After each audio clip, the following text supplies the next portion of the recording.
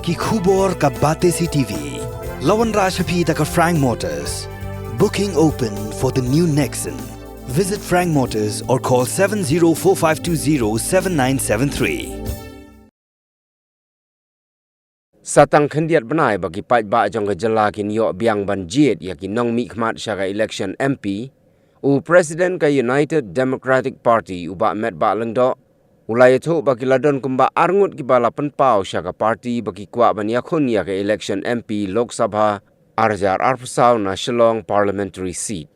Haba keren cakilat pathai kubor uba met ba ula ong ba kalong ka pasngutunat ba don ki ba Kwah ban ya aireng ya ka MP election na ka party UDP.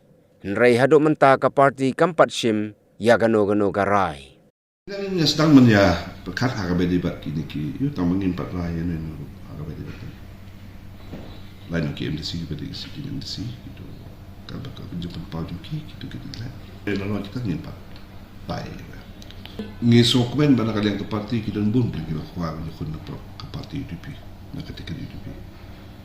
Jadi kerai ke bakadu parti yang nombor paling kandidat.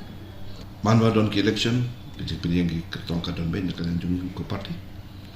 Man mengi penyeng ke kandidat jumpa ni community bagi dia boys ke tong. Dan dai haki senam ki beradab, haki election ki beradab. Ni mesti melawan yo dari boys ke tong. Dan ni skem bah kan kanti meminta ngesutu ya ka. Real bak jeng dawa ka jong ki pai ba. Ini sekarang ada kan tiba mentakin baik mat sekai itu. Kata orang yang pimentan, ngayu ikat di media reports, kambun sini kami yo report sopi tu. Aku boleh bagi kubur Kiba Kwah ya kita. Sekarang kita ini mustahil. Dekat nang bon, ini nang mustahil. Ini sukuman bon Kiba Kwah bon. Ya nak di people. Mbak tam gue, dan dari kemuka orang tan mangin sesim ni kara, dah bangi lah. Boy kita ka por ke bagi sim ya karai ko weu ban kandidat kalian ka parti ke jumlah ya mi mentam padon di UR ke don ke biar keren ke Pynpaw dari Indonesia bet hak parti